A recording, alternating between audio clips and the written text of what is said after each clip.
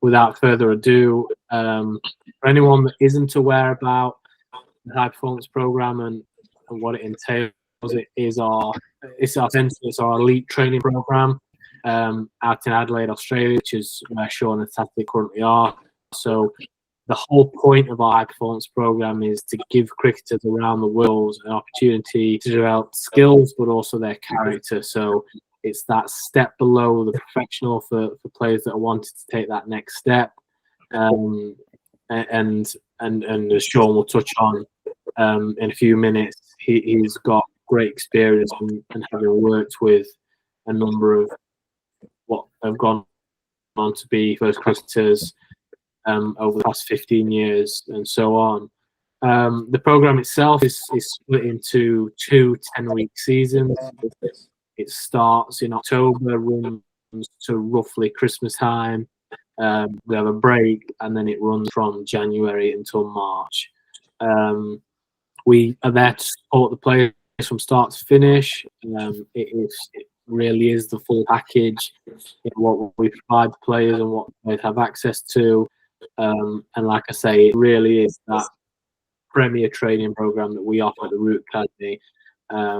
And I think now is probably the perfect time to pass over to Sean. So, Sean, I mean, it's something you've been doing for well over 15 years now, and having worked with players like Joe, gone on to become professional cricketers. Just sort of from your perspective, how do you talk about the high performance program, and what sort of the main points from you in regard to it? Yeah, thanks, Daniel. Yeah, look, I've been doing this, I think, for about 18 years. This program. So, yeah, I've seen a lot of cricketers come through. Hundreds of cricketers come through, and yes, there's some of those have gone on and done very well. Like Joe being one, and your Jason Roys, your Sam Billings, and these sorts of guys. They've gone on and played at the top. So, look, for me, there's really 2 parts to developing a cricketer. There's obviously the cricket aspect, which is pretty straightforward in terms of you need to develop your skills and how you play the game and all those sorts of things. But also, my belief is, and I've always been a believer in this, that the development of the person is really important as well, because who you are as a person will have a massive say and ultimately decide where you go in the game and how much you get out of that ability that you have as a cricketer. So just in terms of the program, the program's built around 3 philosophies. One part of that philosophy is making players uncomfortable. And what I mean by that is that you only get improvement, and that's both from a cricket aspect and a personal aspect as a person. You've got to make players challenge them, because that's where improvement happens. For people that want to be in their comfort zone, and while that's nice, you're not going to improve. So, that happens in many, many different ways, and players get challenged differently, depending on, their background and where their strengths and weaknesses are. But yeah, I mean, it's not always just from a cricket training perspective in the level of difficulty of that particular training. It could be also just, the day, how the day's set up, and all the things that surround it. It's getting to training. It's, it might be getting up early. It's a hot day, blah, blah, blah. And all of a sudden, like, that becomes a challenge. It might be the whole week as a whole. Like, there's some hard days in there, and there's this challenge and that challenge, and the week might be a challenge, or it might be the training cycle. Like we run on a 4-week cycle of 3 hard weeks and a lighter week. So again, it might be that cycle. So yeah, the point being, I mean, and the other thing that's really important, I think, in around that is that what a player has to work out are their strengths and weaknesses. And when you understand your strengths and weaknesses, or have a better understanding of that, you can adapt. If you don't understand what makes you tick and what you're good at and what you're not very good at, you really don't know how to navigate your way through all the things that get thrown at you as a cricketer. So for me, that's really important. The other another part of it is I talk about find a way. So the best cricketers are the best problem solvers. So again, that's a skill. And unless you sort of create environments where you challenge players that they got to work out how to be successful in that particular session, again, that skill doesn't really develop. So we are always doing things in the nets that are asking questions of the player, and it's then the opportunity for the player to actually work out, how to be successful in that particular session. So it might be a competitive session, it might be a mental skills session, it might be a tactical session.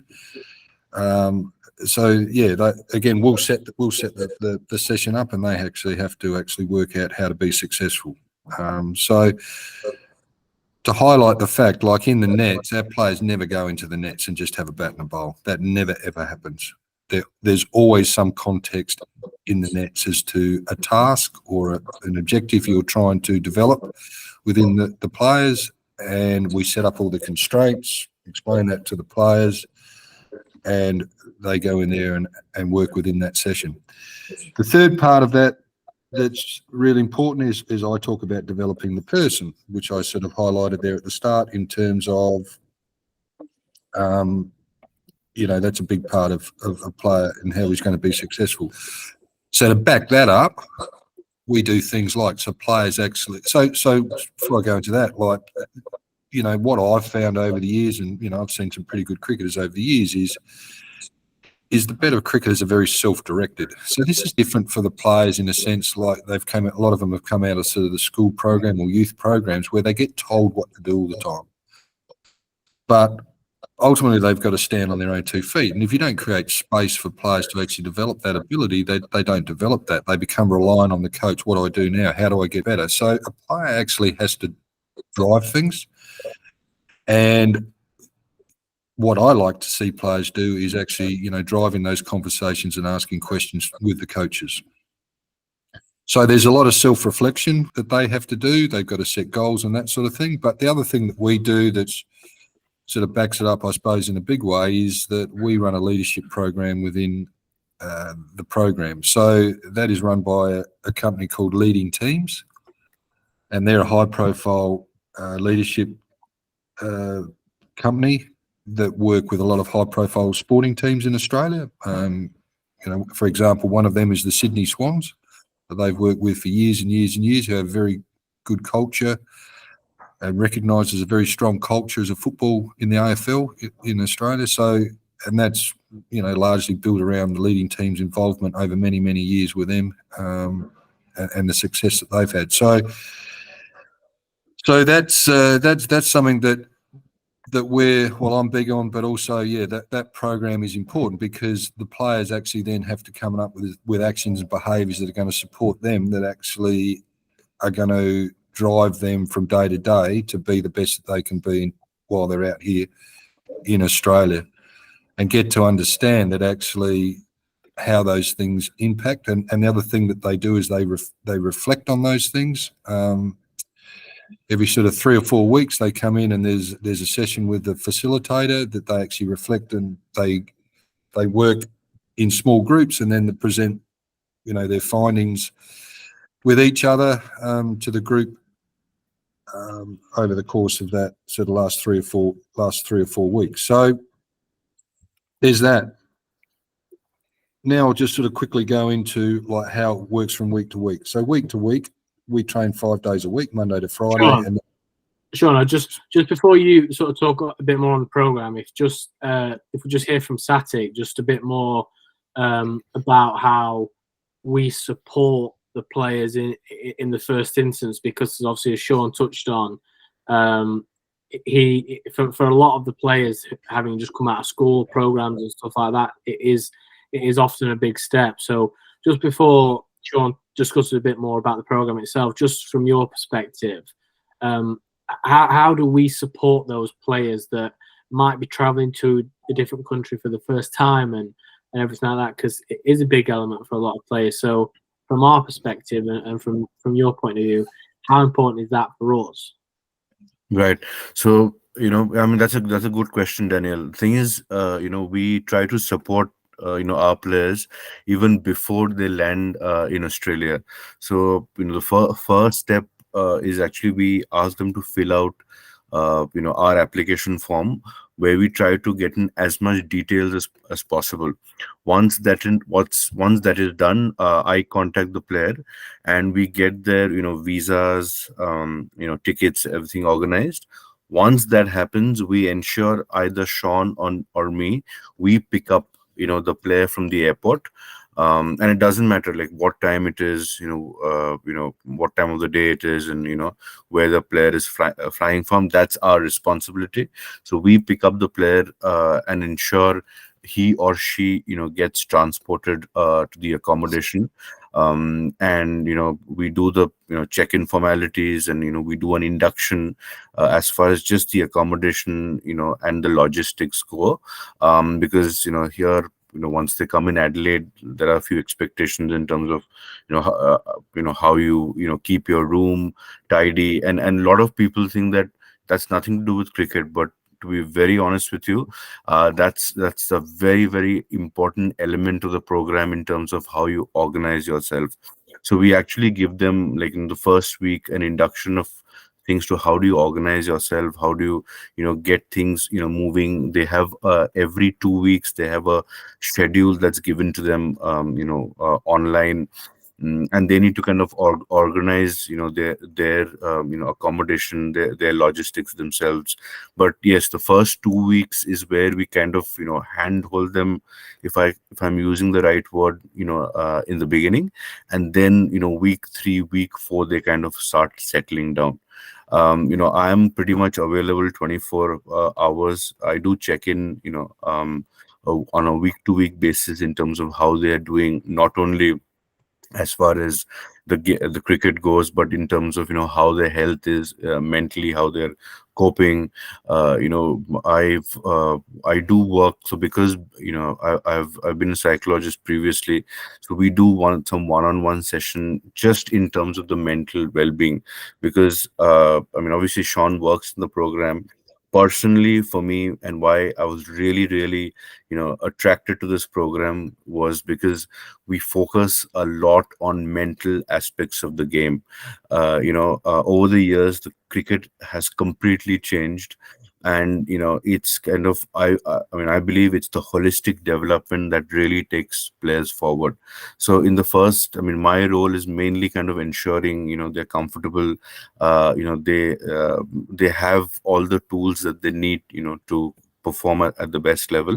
Because I mean, this is a good program, but to be honest with you, and Sean obviously will stress on that, it is a relatively hard program.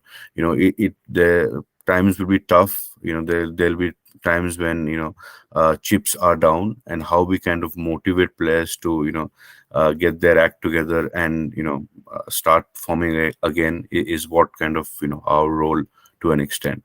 So these are some of the help that we try to provide. But at the end of the day, we try to make the players as independent as possible. Even though they're in a new country, culturally it's a bit different. Cricket is different, but we try how best they can adapt and perform to the best of their abilities. Can I just add something, and I'll give you an example of sort of what Sadek's talking about. So years ago, Ben Folkes was out here. You obviously all know Ben, who's the keeper for England, and he'd come from Sri Lanka, and he'd been in the Sri Lanka England A setup in Sri Lanka there, and he came out and joined our program after Christmas.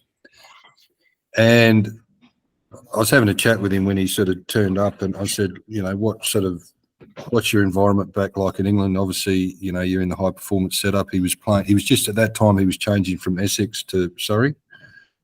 And he sort of was saying, oh yeah, I've got, 4 batting coaches, and I've got this and that. And, like most high performance programs, there's a lot of support for a professional cricketer. And I sort of said to him, I said, well, it's going to be different out here. I mean, yes, there are coaches here to support you and all that, but what you got to understand is that, what you're going to find out here is where you're going to have to take a lot more control of your game and your development. Things like, he had to do his own cooking and his own washing and things like that. Whereas obviously in the professional circuit, you get all that sort of stuff done. You're eating in restaurants and staying in nice hotels and blah, blah, blah. And I said, you're going to have to get on a train up to training and then walk up to the training venue and things like that. And I said, yeah, you're going to get annoyed at times, like it's going to frustrate you, but a couple of things are going to happen. One, when you turn up at training and you might have lugged your bag up the hill to the nets, I said, training's going to ask questions of you and you've got to deliver. And that's what professional sport is. The world's not perfect all the time, and you've got to then, as a professional athlete, deliver what you're getting paid to do. So you're going to learn to do that. I said, the other thing that I think that's really important is, and I understand why high performance, cricketing organisations provide all this support, but also you've got to create space for individuals to grow. Like if you're just sort of getting told what to do and you're given everything that you need, as an individual, you're not really growing as an individual, because everything is being done for you. And I think that in part of, and I can understand why you need it at the top level. I'm not saying you don't have it, but as part of your journey, I think somewhere in there, you need to actually develop that, because ultimately how successful you are is going to come down to you, the individual. Like it's not going to be because, the coach has necessarily done something for you. I mean, it's going to come down to you because you're the one that has to go out there and do that. So, things like belief in yourself and understanding yourself don't just sort of happen because you sit around and have a nice fluffy conversation. They happen because you go through things and you actually experience things and actually get to understand things about yourself and what you need to do to be successful. So I just sort of want to make, just on the back of what Sadik was saying, that's just one example of someone that you would know over there in England, that's someone that's sort of, playing at the top level, but how he sort of went through the sort of thing here. And one thing he did say that he really learned to appreciate the things he was sort of given back in England, which sometimes isn't the case with players these days. They don't appreciate what they've got. And I think it's a good chance now for Andy, Sanjay, or Jessica, if there's anything particularly you would like to ask Sean or Satik, please feel free to put any questions forward. Alternatively, I can keep posing questions to Sean that we've had from people that weren't able to make it. But before I do that, please, if there's anything you want to ask either Sean, Satik, or myself, please fire away.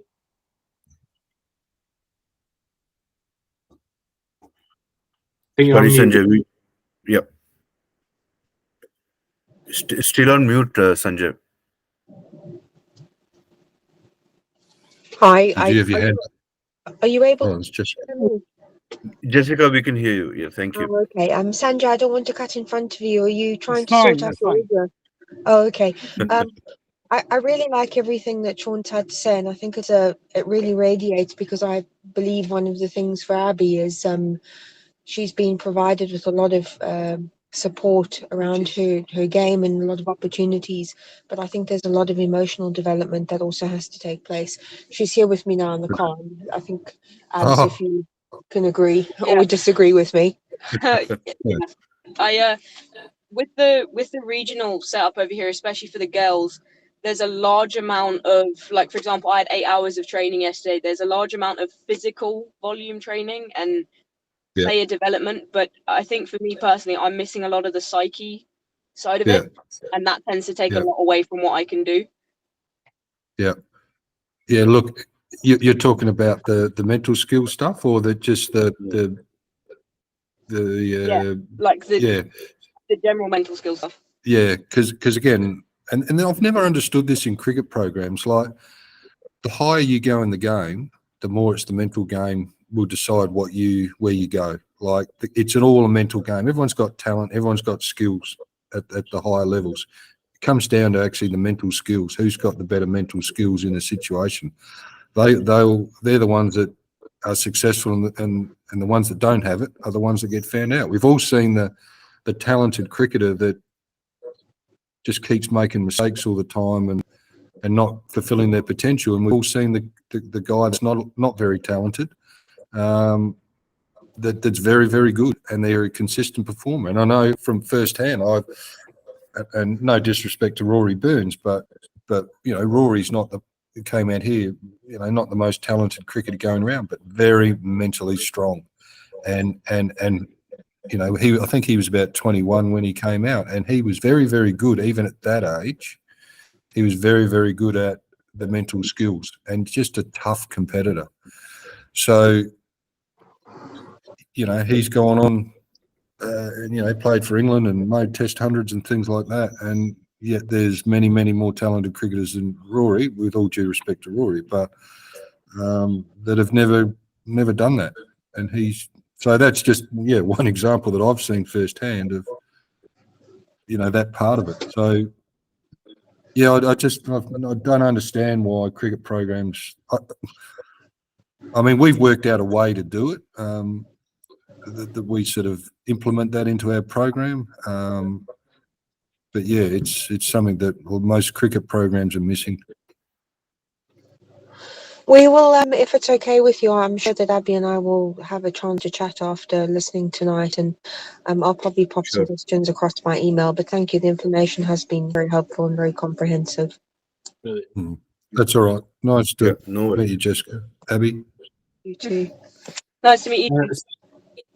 All right. Sanjay, do you want to question first, and then Andy can follow on afterwards? No, not really, because everything you're saying is actually resonating with me. And just speaking on Lucas's behalf, he's got two older brothers, so he understands, what is needed. His middle brother went on a similar cricketing program, not with yourselves, so he understands what will be needed from him and what support that you guys have physically, mentally, etc. So everything I'm hearing is all very, very positive. Brilliant. That's good to hear. I think I'd probably echo that as well, because I would think, I think one of the big things Hamish is 16 and a half now, and in the under 16s at Sussex. And I think that, when you come out of, when you sort of move into the county pathways, you suddenly realise that you've moved from being kind of being one of the top one or two cricketers in your club or your school, into an environment where everybody's got the technical ability, everybody can bowl, everybody can catch, everybody can do the lovely on drives. And so therefore the biggest differentiator is between the ears. That's right. And I think that's where you can, as you quite rightly said, you can get this example. Ramprakash is one of those that's put out there as, scoring runs for fun for Surrey, the thousands, but just couldn't mentally handle it at the high level. And I think that people like Hamish, he gets a lot done for him. He's very driven, but I think one of the things that he'll benefit from is sometimes, I think, in his desire, almost over desire to be a professional cricketer, he can sometimes get in the way of himself. If you know what I mean by that, you can kind of overanalyze it. Get in your own way in terms of succeeding. So you got to keep it simple in amongst all that. Can I look a couple other things that I just want to touch on that I think's really important as well? And I know there's lads that come out here and they just play club cricket.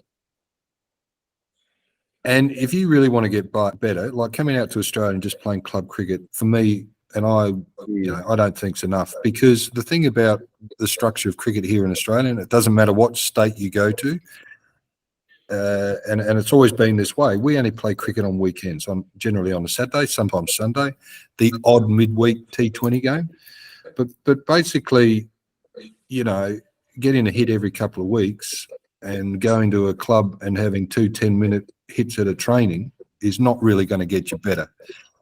Now, some people will say, oh, yeah, we go down to the nets and have a hit during the week. Well, for me, again, who's there making you accountable? And young players need structure and they need accountability because they don't really know what they need to do to get better. A more senior player is very clear on what they need to do and go about, their game developing. But a younger player doesn't really know what that looks like. And that, again, I'm basing that on seeing hundreds and hundreds of cricketers over those 18 years.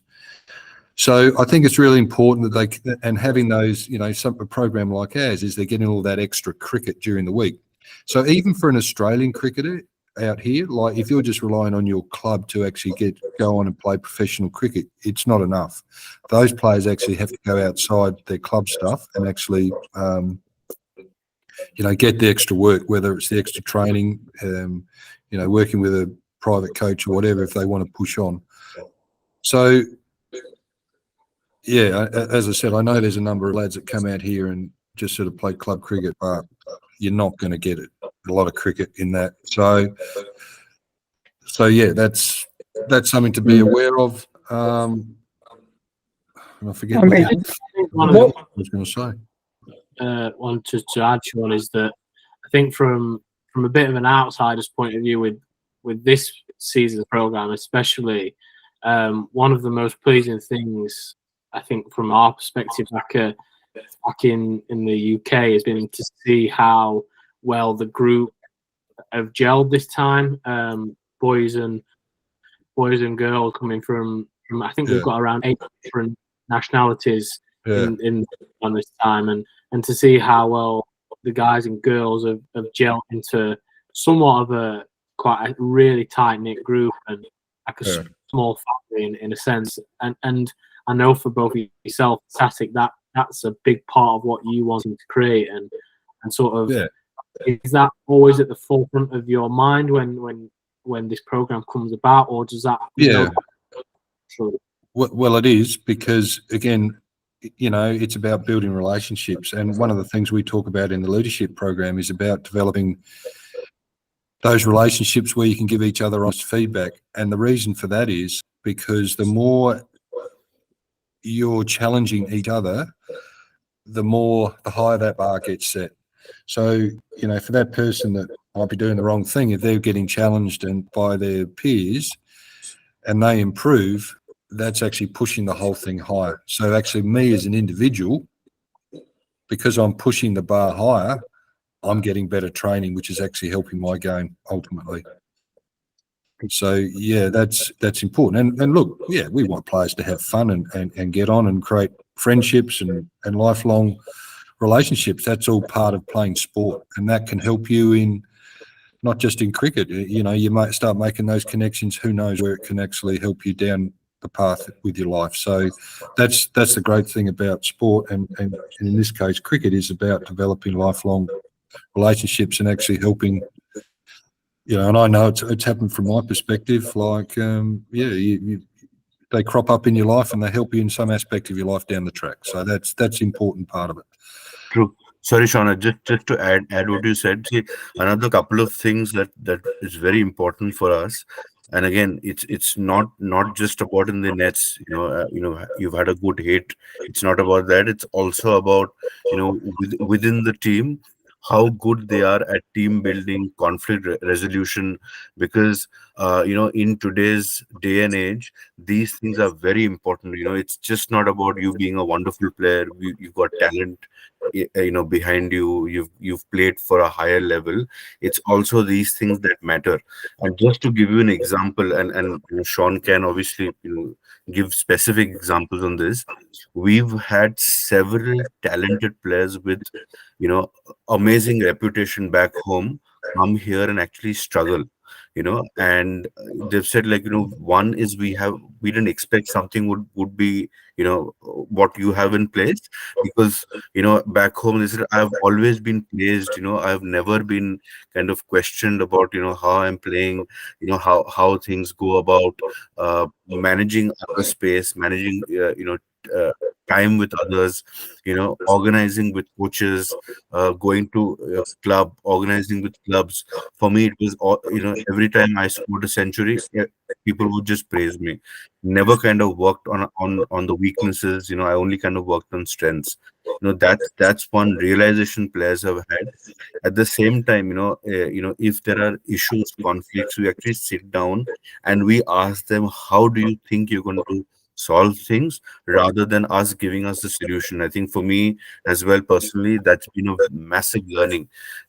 We tend to kind of give solutions to players, because that's the easy way. When I'm sitting down, I'm like, don't you see, you just have to work on these things. But we try to formulate questions, we try to anchor them in such a way wherein they try to get the solution from themselves, and that learning is the best, rather than us actually downloading stuff, literature, from the books and saying, this is what you need to follow, just follow this and you'll be good to go. I think that's one of the key features of the program, where people have, it's almost experiential learning, is what we have in this particular program. And you can agree or disagree on this point. I just add to what Sadix is saying there, but here's the other thing, like when you come across the other side of the world, like it's just different. Like you're taken away from all your familiar support structures and things like that. And in this day and age, it's a lot easier because there's obviously technology now where you can, jump on the phone or video call, like, we're doing here with parents and family and stuff like that. So in that way, it's a lot easier than what it used to be. But even so, like, just the fact you're actually on the other side of the world and you haven't got, your familiar coaches and family and friends and things like that, it's just different when you're dealing with things. And you actually do, you just automatically actually have to sort of, sort of come up with solutions and become more independent as an individual because of that. I remember years ago, like Ajmal Shazad, you may know, have played a bit for England, and I think he's coaching at Derbyshire now. And when he came out, and he'd played in the England team when he came out, and he'd gone through a few issues. He'd changed counties, and there was he had a few bust ups with a couple of counties and things like that. And he needed to come out here and sort himself out. And he said to me just the day he was sort of going back to England, he said, he walked into his room when he turned up here, and he walked in, he thought, I don't know how I'm going to do this. Because again, bearing in mind, given what he was used to, this was, pretty basic back then. And, he said to me, it was the best thing for him because it gave him some space to actually work things out. When you're in that familiar environment, there's all those things that sometimes can cloud your mind and trying to sort of solve problems and understand things become difficult because there's all those sort of things you're used to around you, but you remove yourself from those things. And in his case, that's what had happened. It actually creates some space for you to actually think about how you're going to get better and how you've been going about things, both good and bad, and what you need to do differently and how you're going to go about doing those things differently, into the future to make that improvement. It was just interesting, like, that was what he told me when he was, basically taking him back down to the airport to fly home. He went from that sort of situation where he was very, I don't know how I'm going to do this, to like actually feeling like he's actually created the pathway and the way forward for himself. So that's just a real life example of someone who was a very, very good cricketer.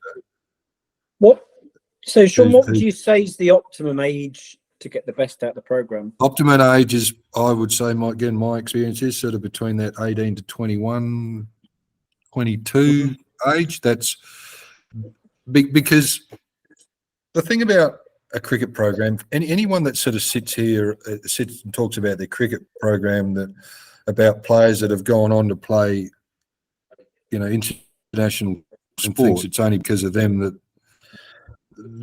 they've done that, I think is a bit full of themselves. I mean, these sorts of things for me are about accelerating development. It's about getting the player to the next level of their game quicker than what they would have if they just sort of stayed in their normal environment. And the reason that that's important is because the quicker you can get through the system, the window in what you can turn yourself into is far greater. The longer that is delayed, that window narrows in terms of what you can turn yourself into. So if you're sort of 25 or 26, the potential of what you can make yourself into is smaller, I believe, than what you can if you actually get to that level at a younger age. Yeah.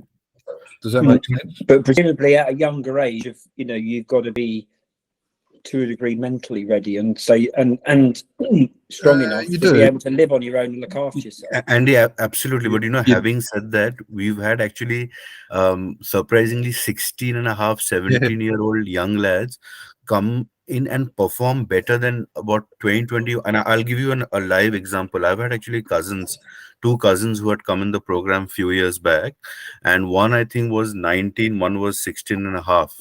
And I'd spoken to both the parents, and the one who was 19-year-old, his father told me that you're joking, right? He has to carry his own kit, take a bus.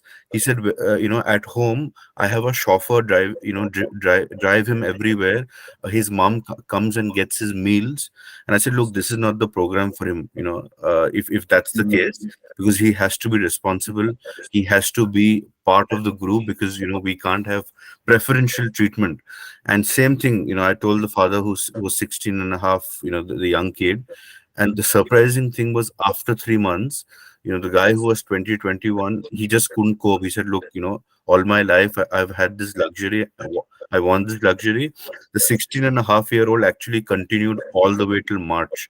And he completely developed. I mean, even today I'm in touch with the father, and he said, obviously he's a decent cricketer, but as a person, he's completely changed. He's become independent at 17. He's doing his own stuff. And that's where, sorry, John. I was just going to say, we underestimate young lads sometimes, actually what they're capable of doing. We sort of think that they're not capable of doing things, but they're surprising actually what can happen with young adults, how they can actually develop. And sometimes, the longer you delay that opportunity to develop that, it just doesn't happen. Because they become age is not always hardwired. an indicator, is it? Sorry? Age is not always I'm saying age is not always an indicator. That's Absolutely. right. You're spot on. You're absolutely right. It And can we've be really very been misleading. surprised. Yeah, we've really been surprised by some 16, 17-year-old. And again, the maturity that they have shown is phenomenal. I mean, the last 4 to 5 years, we've had an odd 16, 17-year-old come, and all of them have thrived in the program. So, age, I don't think is the right indicator.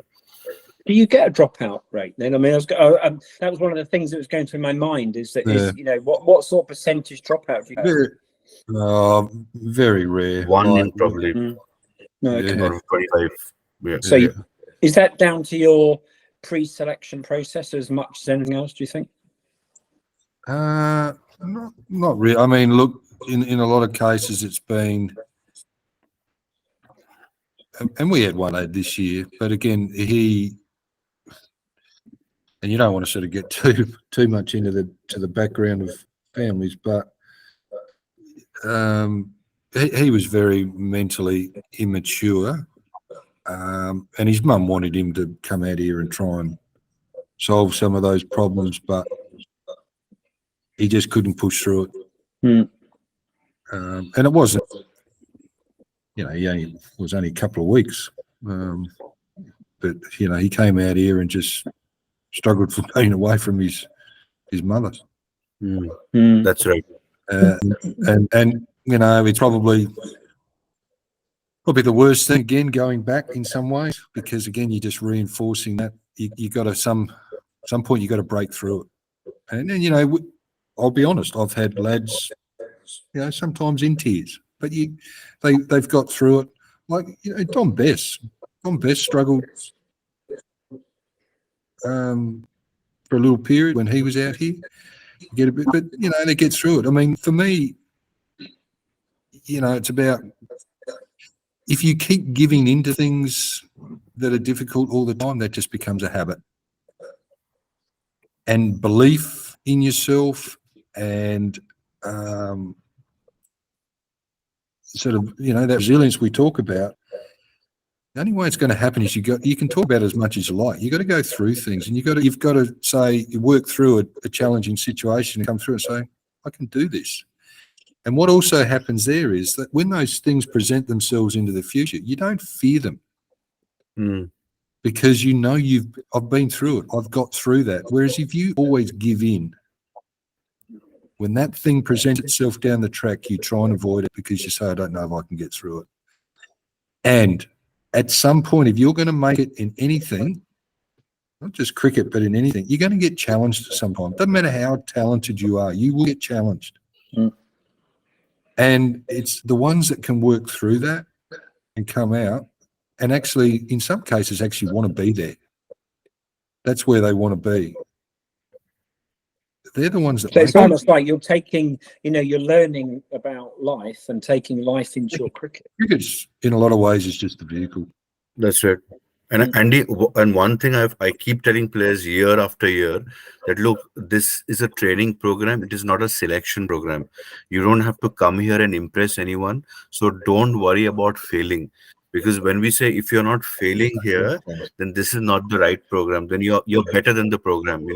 If we are not challenging you, if you're not failing in the program, if you're not learning, that means you should play for the national team. The program is not good enough for you. And that's where people say that, no, I'm worried about failing. I said, you've got nothing to worry about, because this program is to improve you. If we can't improve you, then it's just not meant for you to work. And that's the first 2 to 3 weeks barrier, because everyone thinks, no, I need to impress, I need to score at my best. And if suddenly there's one low score and they said, oh, everything's finished, the world's over. The honeymoon period wears off. There's a 2-week honeymoon period when they get here.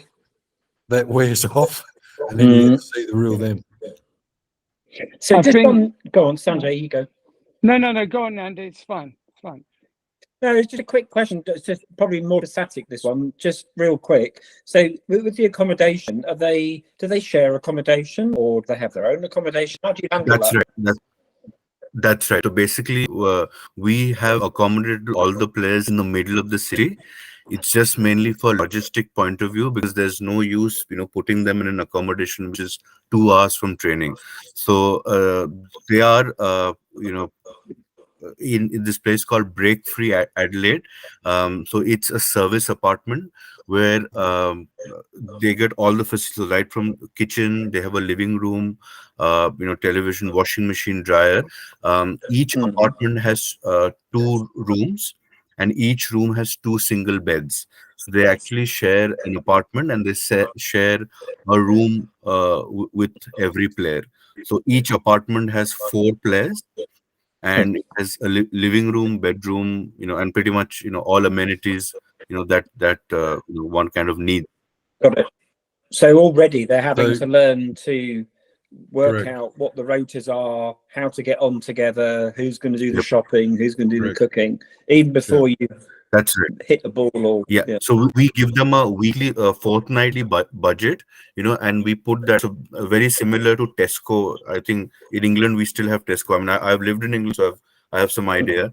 So very similar to Tesco, we have the Coles or the Woolworth card, and they pool in their grocery shopping, every fortnight, and they kind of cook together and, prepare their meals together. Every fortnight, they have one person who's responsible, for the upkeeping of the rooms and accommodation. But everything is serviced. Like, they don't have to keep cleaning, and, every week they have got come and service. So I give them a meal planner. So for the week, like, I give them like a varied things that they can cook. They don't have to follow that, but that just guides them in terms of, with their budget, what they can actually cook and feed themselves. It works within that budget. I think just on while speaking about accommodation as well, just for Jessica and Abby, we've got girls on the program this year and have had them in the past, and obviously they've got their own separate accommodation. Obviously, they're not going to be expected to share Yes. stuff with the males. So just in case you were wondering or we're going to inquire about that, yes, there is separate accommodation for our female players. Yeah. So yeah, go on, Sean. So they got to get themselves, that all means that they've got to get themselves organised and things like that in terms of that sort of stuff. Like, again, the more you spoon feed people, they don't learn to actually get their life organised. See, one of the things, and this is one of the things we talk about, is it's about consistent routines and habits and things like that are a trait of high performers. They don't just sort of float day to day and sort of make it up as they go, and every day is different. The key to success is having those consistent habits and consistent routines that work, and you follow them day by day. So it's trying to identify what those things. And again, if you don't create an environment where you have to work those things out, you never work it out, and you just. And I would strongly recommend this. Just a recommendation. We've had parents who've said that I'm going to get my son a car or daughter a car. I think we could it's better to avoid that, because again we've kind of put them in a system that's running really, really well, and giving them this luxury, it kind of the actual essence of the program goes away, because then the focus is more on other things than cricket, because it's also, as I said, around the cricket, it's also the struggles of actually getting your day-to-day life organized. And once we kind of hand over these things to them, they feel it's like it's going to be with them for the rest of their life. They get a lot better accommodation than what the Sam Billings and the Rory Burnses and the David Paynes and all these people that have gone on and played for England. The accommodation that they get today is far better than what those guys did, and that's right. They never complained. They back then they only had sort of smallish rooms, and they would have to spend a lot of their sort of downtime in a common room area with other students in studying at Uni Lodge. So the lads now get a lot better in terms of that stuff than what those guys that went on and I talked about the Ajmal Shazad. Well, he was one that was in Uni Lodge, and they never complained about it. They just got on with it. So they get static. So they actually then you give them like a weekly or a monthly budget, a fortnightly budget. Yes, a fortnight. So effectively, you give them the money that they need, and it's down to them to budget that across the 2 weeks to buy what they need for the food. That's right. So they get a card that's loaded with money. Yeah, they get a grocery card every fortnight, and then they also get a transport card which is unlimited. So every 4 weeks I have to come and then load money on that. But it's basically unlimited for them transportation. Yep. That's good. Andy, Sanjay, or Jester, is just before we wrap up the webinar, is there anything else you'd like to ask Sean, Tactic, or myself? If not, obviously feel free to go away and have a think, and if anything crops up, it's very easy to get in contact with us, and obviously you can check out the high performance page on our website, which has even more information. But just before we finish, is there anything else you would like to ask any of us? No, from my side, I think you covered it all very well.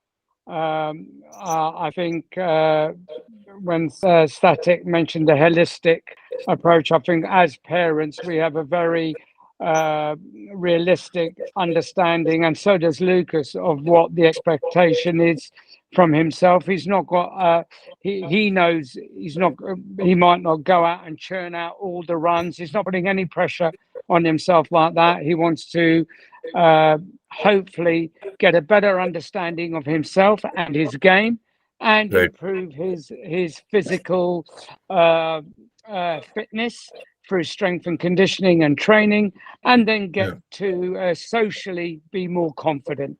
And if any of those are a tick, it's been a success. And then any runs or wickets or anything that comes as a bonus. So there it is from our side. That's really nice to hear that. Can I just say something about like Adelaide? In terms of Adelaide, Adelaide is an easy city to get around. Right? Yeah, it's not Sydney or Melbourne. And this program works reasonably well, I think, because it is, as a city, it's a sort of but Adelaide's got about 1 million people, so it's not a hard place to get around logistically to sort of do all these sorts of things. If you went to Sydney or Melbourne, running a program like this would be a lot harder, because logistically it's just harder to get around. It's just a bigger city. So it's sort of almost an ideal size for something like this to come and live and get to trainings and enjoy, 6 months of your life. Yeah. And then in terms of, I mean, if it's something that, for example, Hamish wanted to do, and I think I've already emailed you, Sean, Saturday, we exchanged, because probably winter 26/27 is probably the optimum for him. He'd be 19 and a half. He'd have finished his A-levels.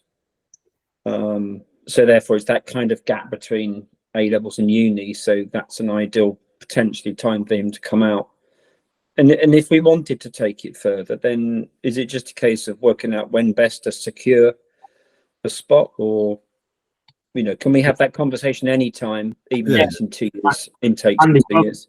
Yeah, probably one for our end. If you are wanting to, is it Hamish? Is that Hamish? Yeah. So if you are wanting to secure his spot for whenever you feel is the right time, if you get in contact with us, we can take a deposit. We could take a deposit whenever, really, and have that spot saved, because as you can imagine, there is high demand for the places. So we completely understand, appreciate that people want to secure it further down the line. So that is a conversation, we can have whenever.